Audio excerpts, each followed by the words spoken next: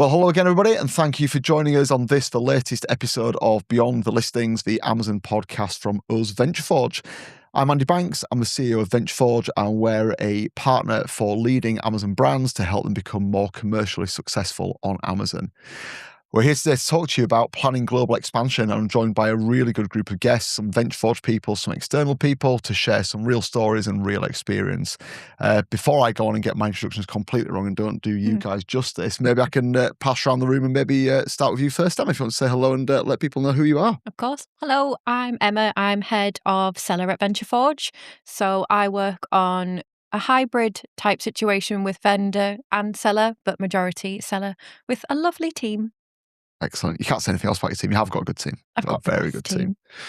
Lovely. Right, let's see who looks most nervous. Matt, how are you doing? Good afternoon, good morning. Good afternoon, good morning. Yes, hi everyone. I'm Matt, the IT and systems manager at Rainbow Designs. We're a licensed plush distributor, manufacturer for Paddington and gift products, Peter Rabbit, Disney and those things. Been working on Amazon for the past 6 years in various different capacities. I'm looking to expand into the topics today for EU expansion. Brilliant. Thanks again for joining us. Appreciate your time. Pleasure. Gareth, over to you. Hi, I'm Gareth Oaten. I am the European Sales Director for Ecommerce at Sharp Consumer Electronics. Been in the business now for 6 years, but my background has mainly been retail, so I've spent a lot of time with various retailers and been working on a European basis for the last 12 months, doing some European expansion, so topic pretty close to my heart. Let's talk about good stuff. You're the expert today. I wouldn't go that far. You know where the questions are going for the next hour, don't we? That's brilliant. I'll set myself up there, haven't I? Yeah. A couple of things before we go into kind of starting the conversation. For those of you, I can't even speak today. I need the coffee. For those of you that are watching us go out live for the first time, if you'd like to ask any questions of our team, we will have a good number of the VentureForge team live on the broadcast. Please pop your questions into the little chat box. There should be a Q&A icon down the bottom here somewhere, and our team will get to those, and I'll try and remember to prompt you again as we go about today's conversation. With today all being about international, I appreciate you two gents have introduced yourselves already, but because you're real brands with real expertise, would you mind sharing a little bit about what your business is, what you sell, and where you currently are with international to give us a bit of context? I'll go first and go look for in my it. direction. So we predominantly sell consumer electronics. Sharp obviously has many global, many divisions, but the business unit that I specifically work in is the consumer electronics. So mainly the audio, visual, TV, soundbar, hi-fi, those categories. We have presence basically across pan-European. So we are present in the core regions: UK, France, Spain, Germany, Italy. And off Amazon, we have presence in Central Europe and many other regions as well. So truly pan-European, both on and off Amazon. So he is getting all the questions, Matt. That's great. This is where Matt says, I only sell in England. Yeah. Well, we've recently been, we do licensed plush gifting products for a lot of core brands that you'll all know, Paddington, Disney, Harry Potter, Pickard Rabbit, all those. And we have a very mature UK business, both online, offline. We've been working for years with a lot of key distributors, in Australia and New Zealand and in Europe. But we're really just getting our teeth stuck into doing it ourselves, mainly because we are licensed. So you end up having specific regions. Once they expand out, you have the free rein to sort of work through those as part of the contract. And that's something that we're really getting our teeth stuck into. Middle of last year, we started doing Amazon Germany, and we're looking to do the EU5 very, very soon. Fantastic. And final introductory question. Are you seller, vendor, or both? Because I appreciate there's different contexts. For us, it's both. We have been historically vendor only, purely because of our operational infrastructure that we've had behind us. But we set up as a 3P seller in the UK about 18 months ago now. Just been quite a journey for us.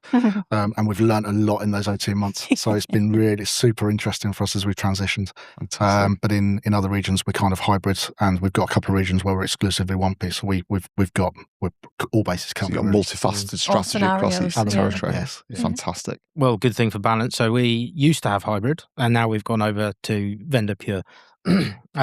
So we did do some testing with in the EU, pan-EU on seller, and the operational load and the management was a lot.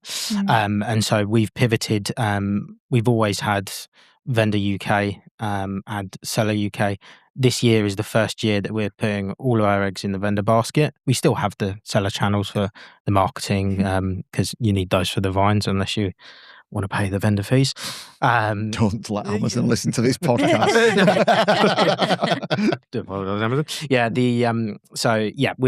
We're going vendor and trying to use those strategies and combinations in line with the vendor managers to make sure that everything's being opened up and is consistent. Well, I think we've got the foundations for a great conversation. Different levels of international maturity, different models in the mix. All the different scenarios all from going this on. side. Great. Yeah. 2-hour podcast ahead. Fasten the seatbelts. We're toilet break. I was going to say toilet break. Yeah. That's just based on my age and an ability to hold for more than an hour. Okay, so where do we start? Lots and lots we could talk about. I'm going to work on the assumption that you guys are selling in the UK. That's all good. And at some point, you've got to a point where you've gone, hey, let's go and sell our great products into other markets.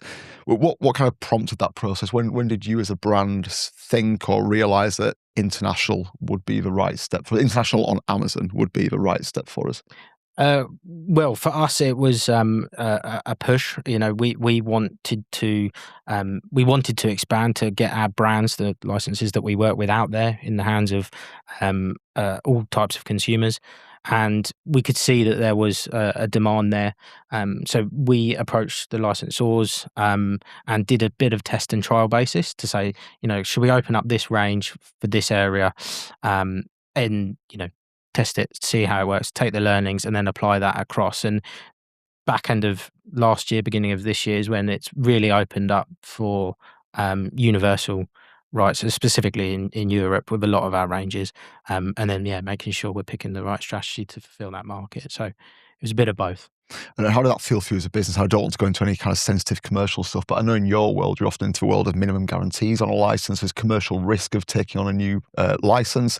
Did you face into any of that going into new territories, or were your licenses actually backing you to this point to do that test and learn in a flexible way?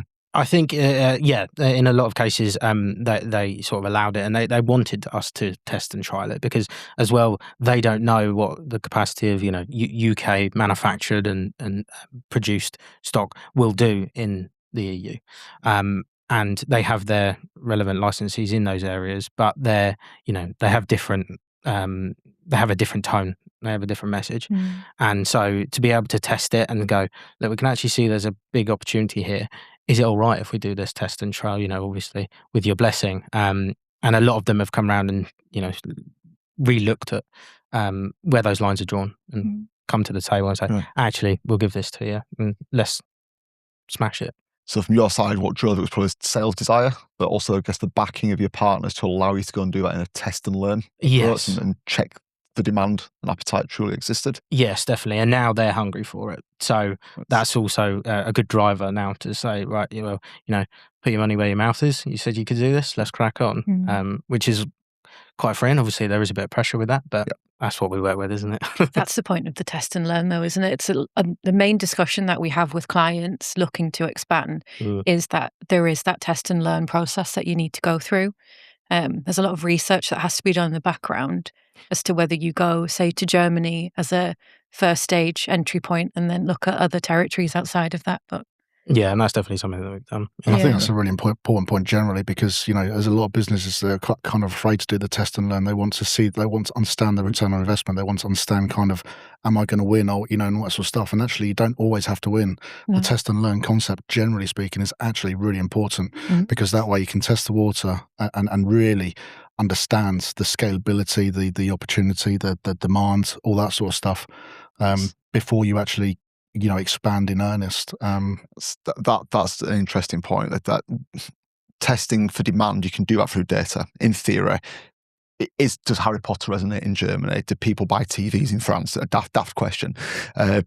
But what does it take to actually operate and deliver that business? Are you truly ready for it? I think as I wrote this question in my notes, I deliberately wrote, how do you know you're truly ready for international expansion? Because the demand might be there, the appetite might be there, the business might want to, your partners might be backing you. But what people often overlook is, what does it actually take? to run that international business. And with Amazon in particular, because it is different to a normal retail website. With Amazon, like if you're trying to conquer a market that's like with Germany, for instance, we've got clients that have been kicked out because German businesses now have the overrule on selling within that territory. So if you're trying to branch out into that, there's so much that you need to be aware of or be cautious of, especially with Amazon. It does end up being a bit of a game of whack-a-mole because you do end up having one problem but then they're going for it. And I think that you're never really truly ready. You kind of need to just do it and then figure out, okay, well, we can't do that, or this wasn't the right way of doing things, or actually we're really good at this, but let's leverage that and use that. What were your challenges going international, Gareth? Because you're a brand that I saw back in the 90s on Man United football shirts as lead sponsor. You're a big heritage brand, so you've been around a while. You've been in international markets quite a while. But what were your challenges? What are your challenges with an international Amazon business? But the biggest challenge we have is kind of making sure that we don't disrupt the off Amazon business. For us, yes, Amazon is an important part of the retail landscape for us. But you've got to be mindful of, for us, or we have to be mindful of what the business we have off Amazon. Amazon have some weird and wonderful, let's say, rules in place that business. You've been really polite today. I am. Let's see what happens in half an hour. I've never heard it be weird and wonderful with their rules. They're quite competitive. They want to be competitive and they're quite aggressive with their pricing strategy. So you have to be mindful of the impact that might have to your off Amazon business. I've seen instances where we've lost customers or lost partners on the basis of what Amazon, the strategy that Amazon have taken, and this is where the 1P 3P seller vendor conversation comes into play, because how much free reign do you want to or can you give Amazon? If you're not operating in a territory, actually, arguably, you've got a free landscape and a blank canvas to start from. But in our world, we already had. We're already there. So for us, it was really important to be mindful of the impacts that some things might have on Amazon to our off Amazon business. I don't want to spend the first 10 minutes going down a negative rabbit hole, but I'm going to do, because you just prompted me with something. A lot of people talk about Amazon International being about scalability, more markets, same products, more markets. I know your product's a bit more challenging because you'll have different compliance requirements, different plugs is a simple example. But you also got the scalability of problems. And one of the things when we're working with a client, even in a single market, managing price, whether it's vendor chasing the price down, losing buy box because somebody else has discounted, put that into 6 markets. With a mature business with 5 physical retailers in each market, and your operational challenges of just keeping on top of that scaled 5-fold. Absolutely. And not only that, Amazon on a pan-EU basis treat effectively Europe as one entity. So you end up with, there are, if you're not careful, some cross-border challenges and impacts like that if you don't manage it very carefully. So there's an awful lot to consider for us as an established brand. Yeah, that's challenging. Yes. Yeah, slightly. Many a spreadsheet for that. Many a bottle of wine. It's a long night. And I think as well, because with it, my business being sort of licensed and by brand, you've got many different iterations of where you can sell specific areas. Some only want 3 of the EU5, or we'll work with a distributor in one location, so it has to be taken off of Amazon. But you're obviously compounding that in with the distributor and saying, right, well, you manage that, you can manage the Amazon side, and it's just can get so complex with all the different rights and regulations that you are allowed to do this but not this, and like you said, many spreadsheets and a few bottles of wine. Headaches after the wine. So what capabilities have you guys put in place in your business to overcome some of this? I know we just touched on a couple of challenges there, but quite clearly we're not just talking about the ability to put some listings on. You've got to operationally run the model, get the stock into market, manage your retail customers, manage pricing discussions. What does your team look like? How are you managing this, and what capability have you got in place? Well, so we have a 3PL in Amsterdam warehouse, which we ship bulk stock into and then fulfill the EU from there. We've also scaled agents and manpower to get people there to be able to represent. Obviously, the Amazon stuff is all in-house, but with alternative distributors and all of those sorts of things, they need to be well managed and well cared for, because you can very easily send product to a warehouse and ship out orders, but you need to have that framework around it to be able to nurture that relationship and make sure that you've got it right. for a lot of the things that we're doing in the EU. That's where we're spending a lot of time. How about yourself, Gareth? Well, for us, we've in terms of our infrastructure, we have a central warehouse which is actually based in Poland, and we manufacture our TVs there as well. So we distribute across Europe from there. So the infrastructure to kind of deliver into Amazon is actually quite straightforward. There's a very robust transport network from there. But in terms of Amazon, particularly as we've gone down the hybrid 1P 3P. We've used the distributor 3PL, particularly in the UK, to kind of manage the Amazon journey for us, the 3P journey, because with our off Amazon business, it's pretty well established that actually we're geared up really more for kind of bulk deliveries, bulk orders to retail, because that's our core business. We're not really geared up for the Amazon 3P, one unit's here, one unit's there, and that whole courier network. So we've gone down the distributor route, but like you say, it's about finding the right partner who really supports your ambition, supports your growth. But it's a two-way partnership to make that happen. Because if we've had distributors, or I've seen it in the past, where they've got their own journey and they've not done what's right for your brand. They've done what's right for them, or for perhaps another brand they're looking after, and kind of playing one off against the other. So you've got to be really careful to find the right partner if you go down that road. Definitely, yeah. It's interesting that you're using a distro in that kind of role. I mean, we do see that quite often. We're also seeing challenges around distros from brands asking what value is that distributor adding to us. Now, clearly you're using that as a mechanism to help bring goods and move goods around the country.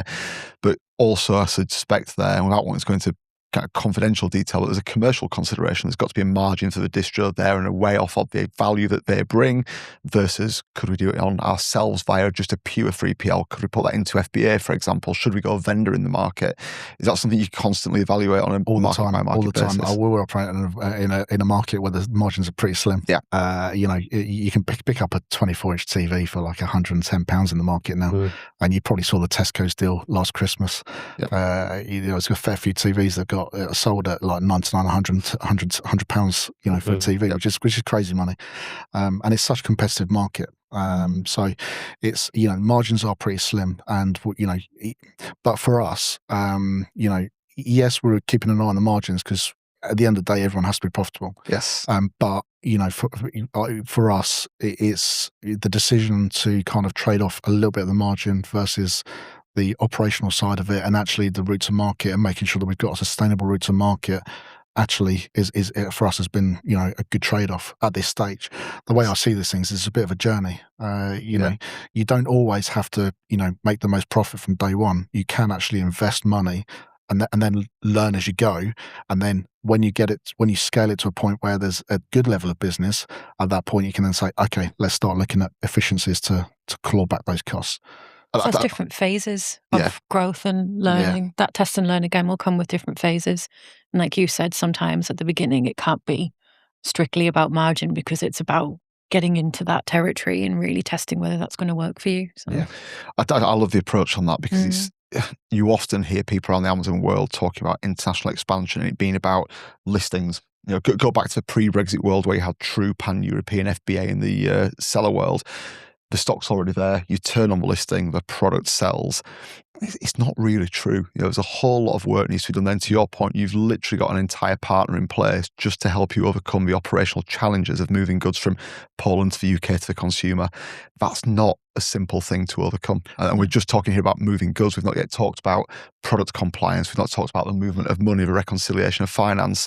For a big brand doing big volumes, or even for a medium brand doing medium volume, there's challenges. Really big challenges, but putting a partner in place, like I say, pay the price, but de-risk that part of the entry, and then in a year or two, you can possibly review coming back from that once you've built the maturity. And don't be afraid to lean on experience in the market. You don't have to go it alone. There is a lot of experience out there. With agencies, with disties. Don't be afraid to lean on that because they've been in the game a lot longer than you probably have as a brand. So don't be afraid to lean on that experience and use that, but use it as a learning curve and use it as a route to market. Well, hopefully that's the point of today's podcast. We can get a few people leaning on your guys' expertise and kind of benefit from it. We talked a fair bit there about the what I call the operational side of the movement of goods, but can you guys share any of your experience on the kind of the product compliance? Simple thing, your Gareth, I see there's literally a different plug on the end. That probably means a different barcode, which probably brings its own Amazon challenges. Matt, I don't know about your world, whether you've got different regulations around products in each market. It's testing and compliance, and packaging as well has become so much more. GSPR at the moment is so integral, and they're sort of being. I mean, obviously, this isn't necessarily how it is, but it's sort of being brought in with little consideration, and you're being forced to sort of match to that, which you try to absorb as best you can, and you make sure that we've got really, really good people to be able to give the context around that compliance. What are the mandatory changes? When are these needing to go by? And then you open up the markets subsequently to adhere to those. And it's all about planning, and it's all about making sure that when you're looking and doing those tests and trials, that you are completely compliant and everything's up to scratch. But you're doing that in a prioritized manner. If it was haphazard, I mean, you end up crippling yourself, unfortunately. I guess with that, it's like child safety laws, isn't it? And are they so different across the pond compared to the UK? So luckily, a lot of them are the same for child safety, coming from the EU and making sure that everything was consistent. At the moment, it's recycling, it's packaging, sustainability, and compliance in those realms. I mean, currently, if you have, a bit of stuffing that's come from, a tree bark or something like that, you need to be able to pinpoint exactly where that tree came from in Vietnam. And it's a bit like...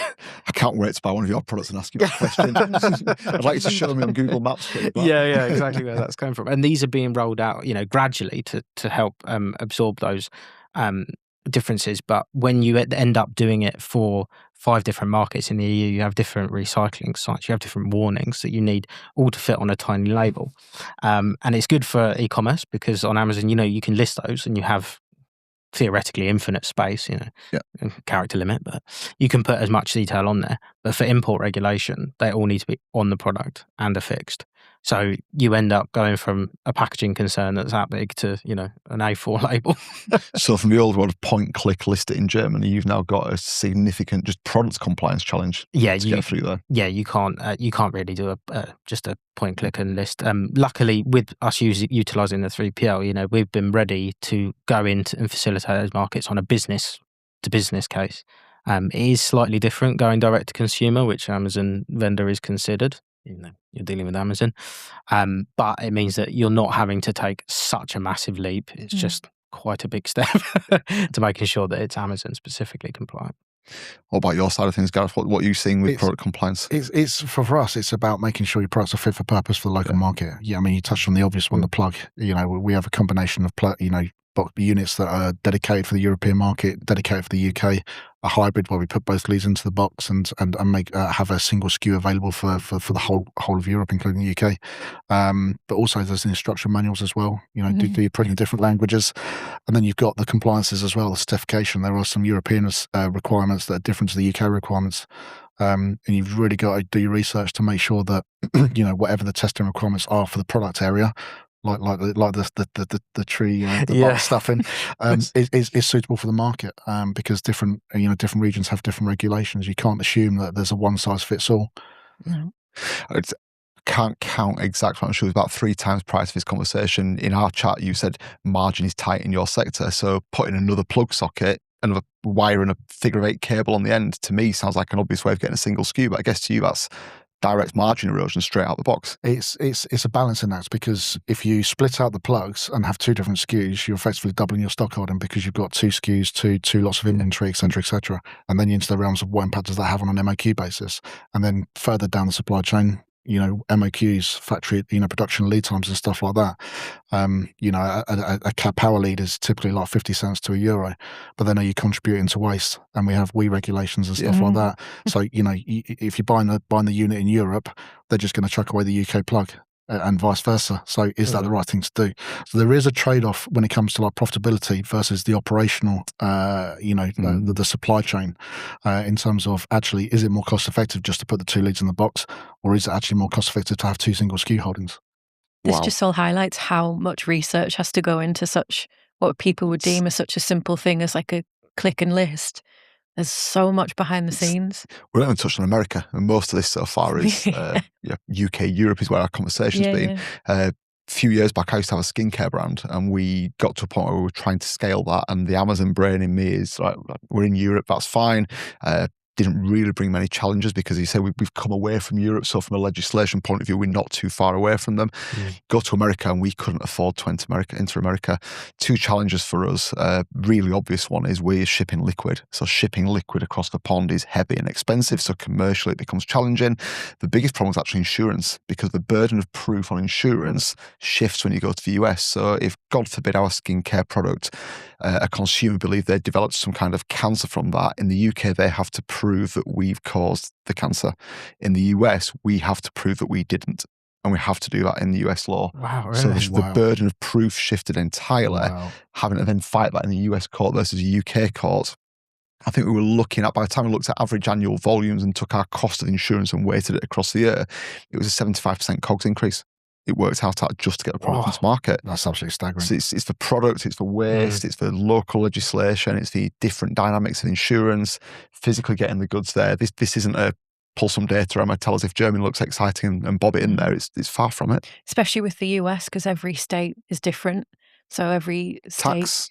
Tax. But even like consumers, so the customers, say, on the west side are a completely different demographic and buyer compared to somebody on the east side of the US. Like, I think Trav mentioned that in one part of the US, there's like 3 cars to one person or something.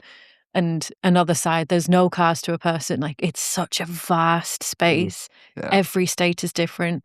Every consumer is different. And it's such a hard market to tap into. That's before you get into translation and language nuances. Yeah. Going back to my skincare brand, one of my favourite examples with that was the approach to translation. So we sold, it was a cycling skincare brand, and we sold what was called a chamois cream, which is basically an extra thick moisturiser for your backside so you don't get chafing. Great product. It's called a chamois cream in the UK. You translate that rather than localise it. I can't remember the example. It was either in France, it was known as a saddle cream. In another market, it was known as a bum cream. And in another market, if you literally translated it, it came out as donkey balm.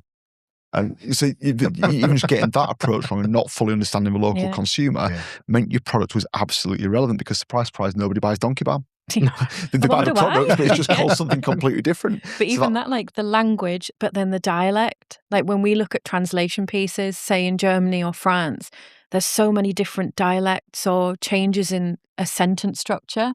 And that is really tough, because you can't just do a Google Translate. No. If only it were that simple, right? Imagine. Yeah. Like the amount of research that we've had to do in just specific translations and how we translate that into German or French, and ensuring that we're not offending somebody. It's so difficult. Well, it often comes down to we've checked with the person in our office that speaks German and that word's incorrect. Well, if they're from that particular region of Germany and we've translated using this particular region of Germany, or somebody from that region pulls out so many nuances. Yeah. Maybe this is a good chance for you to speak German for us. No? Are we not going there on this episode? If you spoke to my nana, she'd say that she spoke not the most politest German, and the German that I learned at school was very polite. So that just shows the You're very polite. I love this. Apparently, there's a different side of you coming out today. Yeah. One thing we've not talked about, and again, I want to make sure we don't prod into any kind of confidential stuff, but cash. Moving money between different markets, particularly on a seller account where Amazon are handling that cash on your behalf. People often assume that Amazon are just going to take that in local currency and pass it on to you and be nice guys about it. Are you guys on the seller side of things? Are you allowed Amazon to handle that cash, or are you taking any different approaches? It was one of the reasons why we stepped away from seller mostly, is that the European transactions and dealing with those FX rates and the differences, it was just absolutely too much to bear, realistically, and as well with their, the marketplace tax facilitators and things like that. You all have to account for that accurately, and all they're giving you, which is a lot of information and data. You have to become an absolute expert on Amazon policy to be able to even understand what they're paying you. The UK is a minefield as it is when it comes to month-end reconciliation. Like the amount of conversations that I have with FDs, because they cannot reconcile the accounts that are coming through Amazon. No. Everything is so confusing. So I can't imagine what it's like to reconcile 5 other accounts. And and all in different, currencies and everything at different VAT rates. It was one of the main concerns. There was that, and then the control of the markets. Really, that was the reason why we ended up doing the vendor route. How about you, Gareth? For us, it's a bit different because we're pan-European already, and with our factory based in Poland, we're already established in the major currencies. So, but yeah, you can't avoid the currency, the exchange rate fluctuations, and it's something you have to bear in mind. We're gone are the heydays where the euro to the pound used to be like 140, 150 to the pound, and you used to get a couple of dollars to the pound as well. Those good days are long. I like those days. It feels like a long time. I'm shouting my age now. In the US. So, but yeah, so you've got to really take into account the fluctuations, and it was quite turbulent post-COVID. So you've got to really take that into account. But with the 3P route, with the model that we've currently adopted with the disti, effectively they're managing that on our behalf. So for us, it's it comes back to the margin that you make when you're selling, and that side of it. The reconciliation, thankfully for us, is a bit hands off. Sorry, when watching this. Yes. To everyone who's doing the reconciliation, we are very sorry. But yeah, you're absolutely right. And you called that a good point. What Amazon reports to you in terms of sales and what you see in terms of finance are literally days apart, worlds apart in terms of metric. They're both accurate, but they're both telling you very, very different things. And like you say, going back to the point I made earlier, it's not just about scaling your sales, it's thinking about the scaling of your challenges. If you've got a reconciliation challenge now, an operational challenge, a packaging challenge, a waste challenge, 5 markets, 5 times the challenges, and it's the operational readiness that I think brands need to be looking at. And there's the VAT challenge on top of that, because in some ways you can claim back VAT and sometimes you can't. So there's a VAT implication as well. Is that you offering to go down a rabbit hole in the VAT conversation, or is that, shall we get the FDs into that one in another? That probably is a really good episode, actually, is FDs and Amazon Finance. It's probably a whole different. I'll save you from that one today. Thanks. You're welcome. But not just on the cash flow side of things, one thing that we see, it applies only to seller brands, but international seller brands often overlooking, they believe that Amazon are taking the cash and paying you out in GBP. If we're talking to a UK brand that's trading in Europe, they want the cash back in GBP, and Amazon's doing that quite nicely. Amazon don't really declare anywhere, put that public, how much commission they're making on that transfer through. And we've seen examples where if your brand's doing typically over 20 grand a month in a foreign market of proceeds of payouts from Amazon, by working with one of the finance providers that can give you a localized bank account and a slightly preferential rate on bringing that back into the UK, there's decent cash to be saved. But because Amazon are a great service provider, they offer FBA, so we trust FBA. They get your cash back into GBP, we trust it.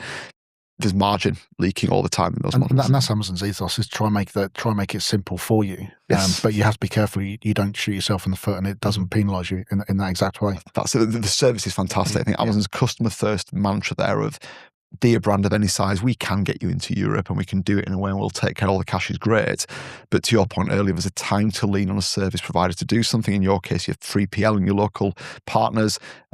There's a time to lean on Amazon to let them handle your cash, probably up to 20 grand a month. Beyond that point, you have to start learning. Probably one of the easier wins is pop a local bank account in place and take a bit more margin. Absolutely. So, all right, where would you like to go next? I've got things like advertising, market data.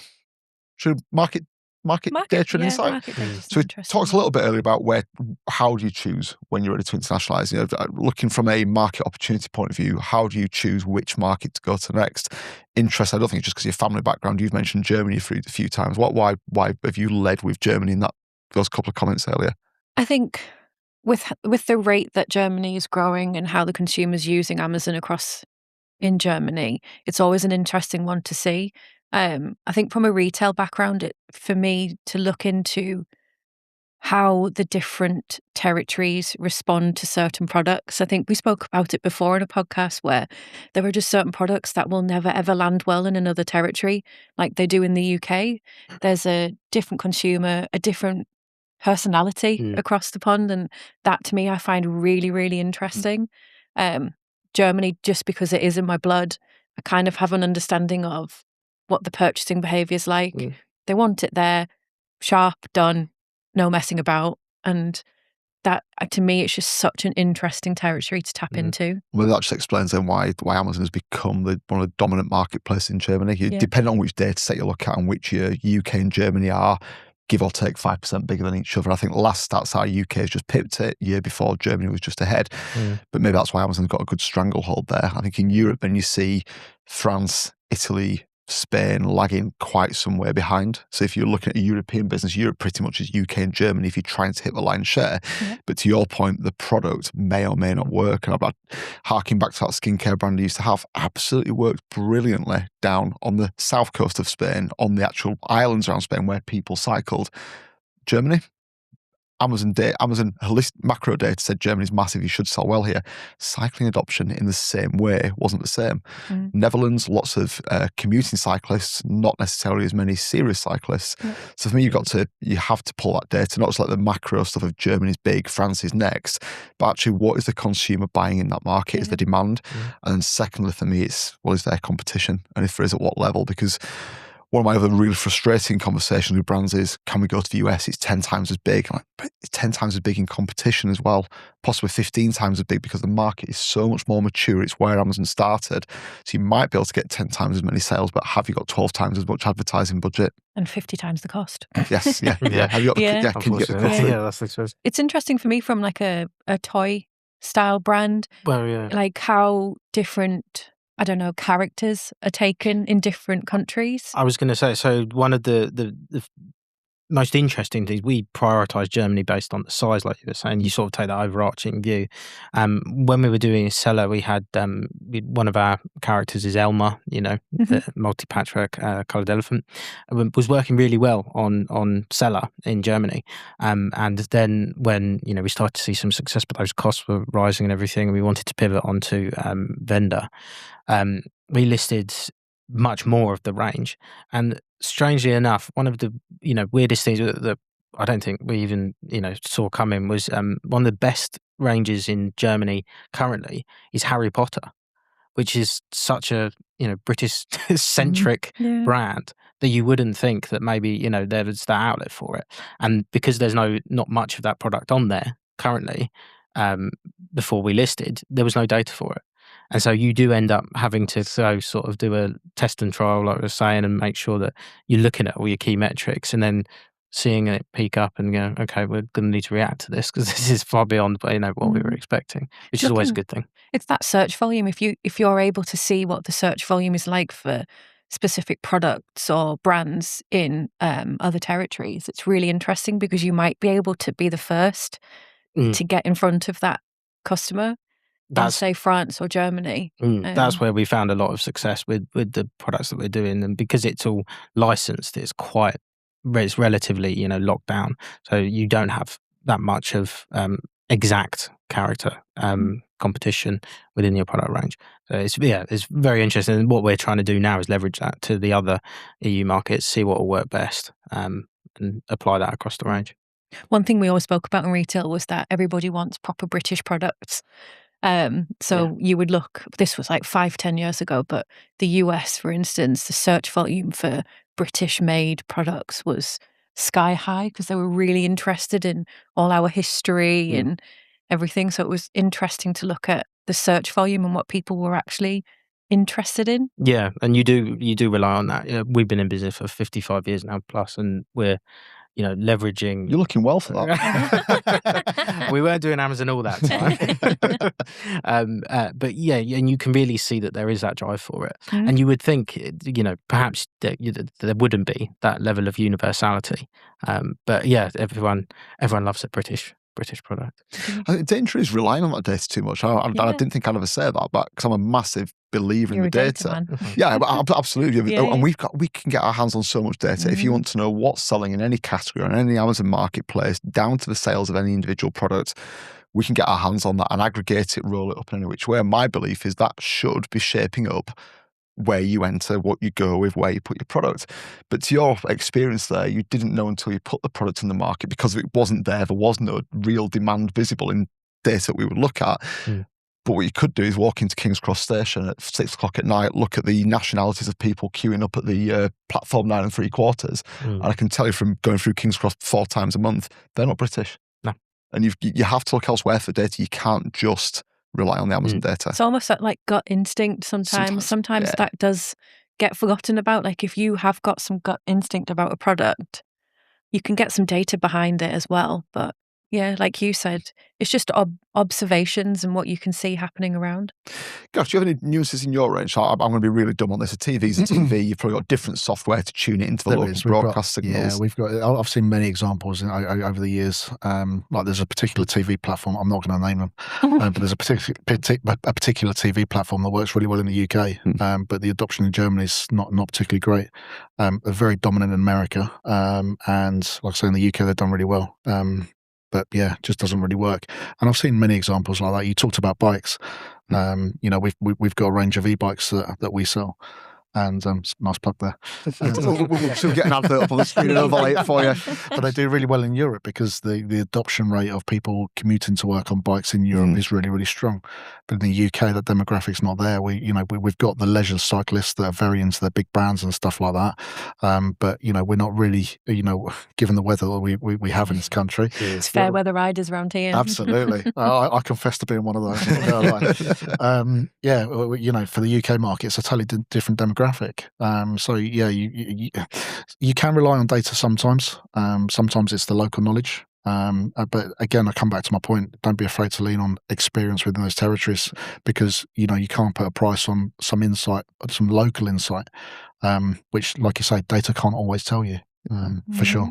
And how does it work in your organisation? If you don't mind me asking, have you got kind of a push strategy where the wider brand says these bikes are designed for the Dutch market, these TVs are designed for the UK market, or have you got a bit of a pull mentality where somebody in your role is saying, I think there's an opportunity to put product Y over here? It's a combination of both, and it really is a team effort. I'm very fortunate. We've got a really strong team that we've got product teams that develop really strong ranges and strong lineups. They source the right components, the right technology, the right everything.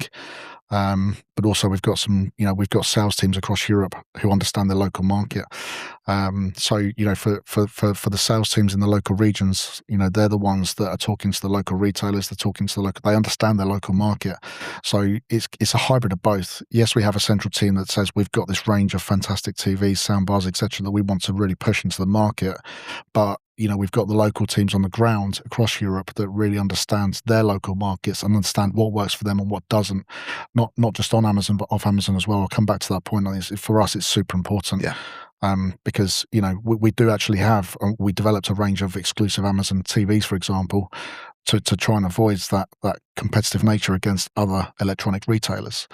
So things like that really helps. Yes, it's given us an increased SKU count, but there's ways that we manage that internally. But it solves problems. Yeah. Amazon exclusives are something that we always talk about, isn't it? Amazon exclusives on a multi-territory strategy. We're going back to that whole scalability of challenges and problems. But yes, but you've got to be careful you don't push it too far. Yes.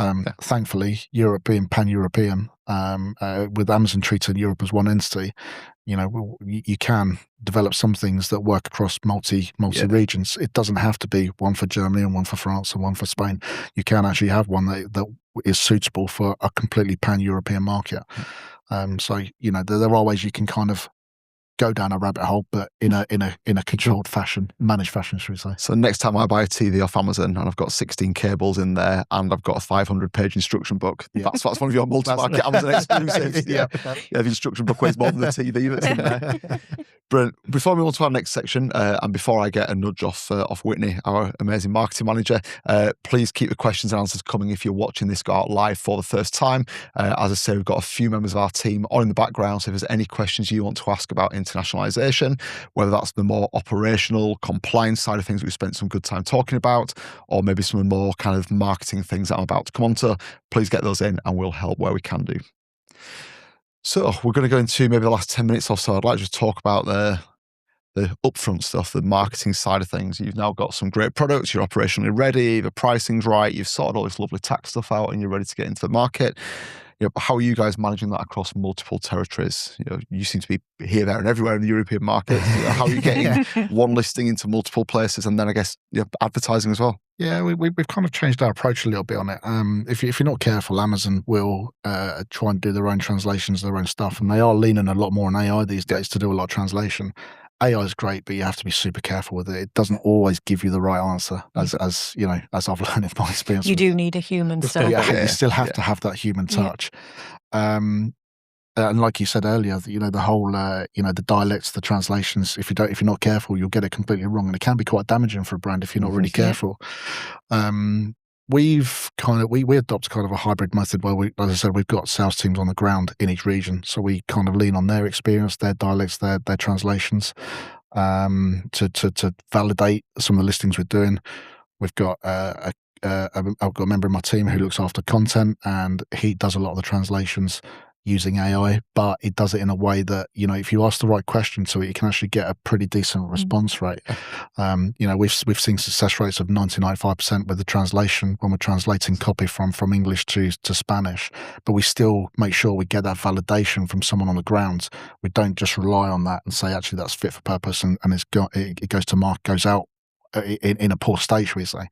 So we kind of adopt a hybrid approach. We're trying to be kind of, let's say, trying to be optimal, efficient with how we're doing it without creating too much of an industry around it. But it's important you have the copy, the content, the A+ content, the write-up, etc., in the local language, because if you don't, straight away you've lost that consumer, from day one. Many a time on a personal capacity, I've gone and looked at a list and it's all written in German. I'm just like, I don't understand it. That's it. I'm gone and find that. What's the expression? You don't want to look like a dad on the dance floor. You're out there. You think you're doing it right. You think you're looking cool, but somebody who knows what they're doing looks like, you're not really in my market, are you? You're not really playing properly. Yeah. And you're right. The local people will spot it, and whether it's that 5% or 10% variance in a translation, if you're in that market trying to be, we are a trustworthy consumer electronics brand and trusted our product works really well in your market, and there's a little sniff around that listing that says they're not, but a German brand pretending to be French, or a UK brand squeezing into Europe, it tells, and it impacts your conversion rate and impacts your success. It really does. And then you open, if you get on that road, you open a can of worms of, from a translation perspective, if you've got text embedded in an image, how do you manage that piece? You can't just do a translate until you've got to redo the whole image, and you've got to, and it creates a whole world of problems from that perspective. So you've got to really think about your strategy in terms of how you do not just your text write-up, but your image stack as well.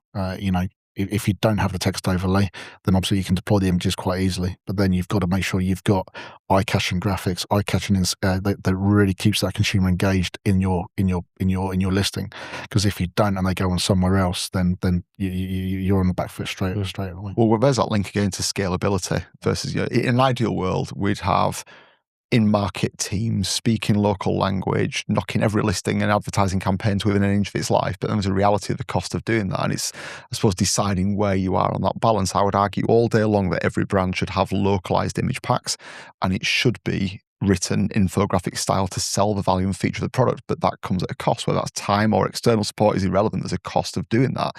Where is that trade-off? How much we're going to win in conversion versus the cost of doing that? Do you enter a market in that position to give it fully optimized to give yourself the best chance of succeeding? Or if you're in your position where you've got a really strong brand and credibility, can you afford to let a little bit slip there because the brand has some heritage that might offset that? And in time, when you've proven it, you go back and revisit that. It's trust, I think. When you're a known brand and you go across to a different market, there is that trust already from the brand because it's well known. If you're not well known, say in Germany or France, your content is how you gain that trust from a customer. So if your translation's all over the shop and it makes no sense, the trust's gone. They can see that you're just trying to get in the market, and you're competing with brands that they know very well. So what's making you stand out against a brand that someone's constantly purchasing from? And it's imagery, it's content, it's ensuring that you are in the right dialect and you're not just a Google Translate type brand. I think it's also important that we realise where Amazon is on this journey as well. Let's not kid ourselves. I'm sat here preaching that you should all have fully optimised listing images, etc., etc. I think it was only 4 years ago, we had to have a special link from Amazon to upload local images into a European market per territory. You couldn't even do that without a tooling test that Amazon had. That was 4 or 5 years ago. You couldn't have separate images per market. And I'm sat here going, you should have, and they should be optimized to an inch for life. Amazon, to some extent, is still playing a bit of catch up, or have historically been playing catch up on international content localization. Definitely, especially for someone from the UK trying to branch out. Like, our platforms and everything are so far behind, and say what the US is like. Like, some of the stuff that you can get in the US on Amazon is ridiculous, and we're so far behind. That's It is time consuming, really Yeah. time consuming. There's an interesting point there around what we'd call foreign language markets. So Amazon typically launch everything US first. You sometimes see a little bit of stuff come to the UK. When I was with Amazon in October out in Nashville, I picked one really interesting phrase that they use. So they've launched a load of AI tech on the back of advertising around imagery and video content creation. My first ask is, when can we have it? When do we get it?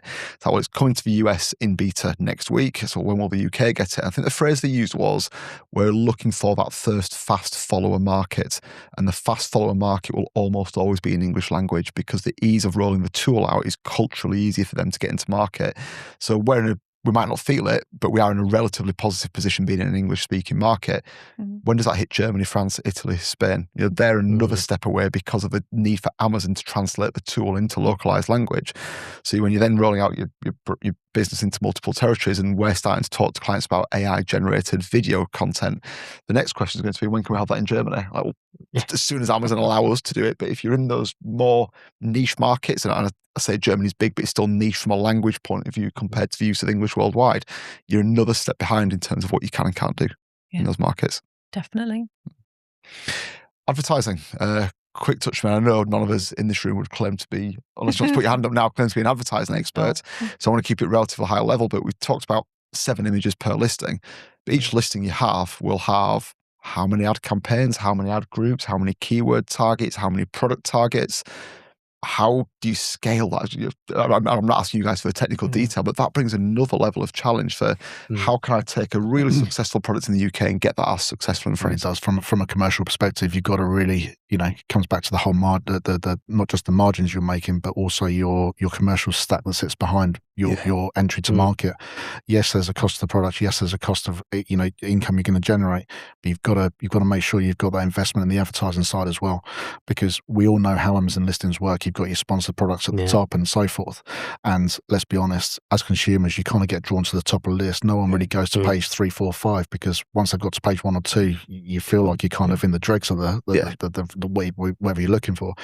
So you've got to make sure from that commercial stack that you've got some budget set aside for advertising. But then in the advertising platform, there are some tools in there where you can do some auto campaigns and things like that. So as a starting point, if you don't have the experience, which I'm not going to profess to, I'll keep the questions light. Well, we'll go into match types and bids next, but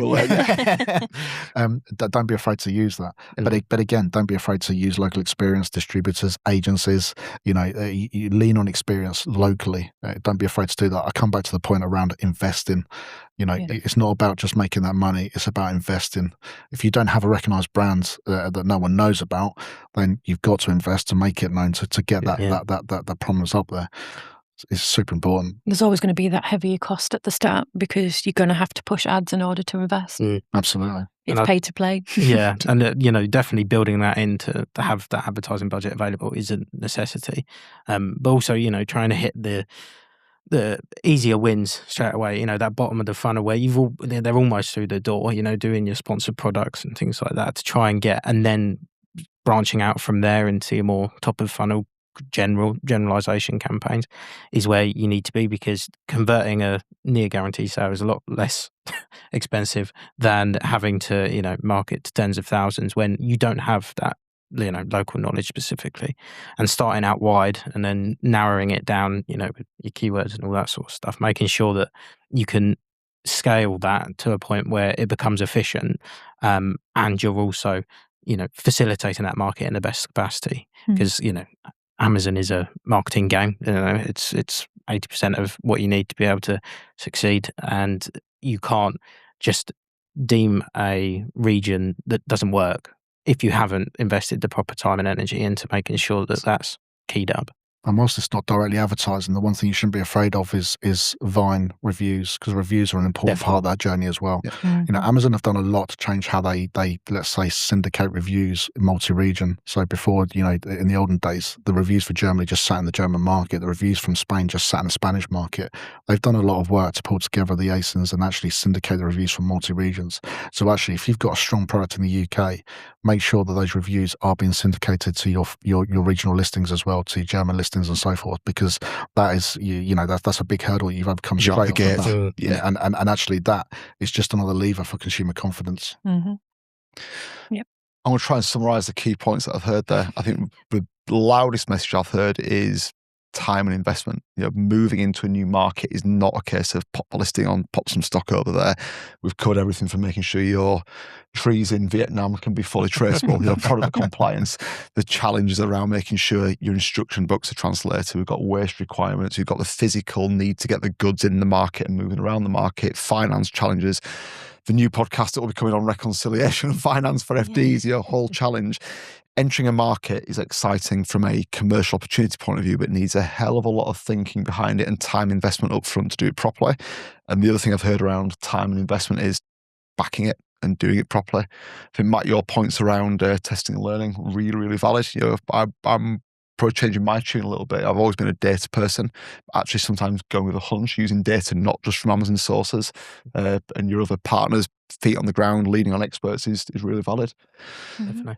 Gareth, Matt, I thank you both for sharing your experience from a brand's perspective. And it's a big ask for you to come and join us and share kind of what you're seeing. But as you said, lean on partners and share that expertise, and it's really appreciated. Mm-hmm. Emma, thank you for giving us some of your time and joining us. And to you guys that are watching, thank you for sparing us nearly an hour of your time today to listen to what we've got to say. Hope you found it useful. If we didn't get to your questions or you forgot to pop them in, please just drop us a line at hello@ventureforge.co.uk, and either myself or one of the team will get back to you with hopefully a half decent and educated answer. If you're also looking at expanding internationally, we've got some really good case studies, and we can share a lot of the pain points and successes that our clients have had going on that very journey. So please just drop us a line again. It's hello@ventureforge.co.uk. Thank you for joining us on Beyond the Listings, and we'll see you on the next episode. Have a great day.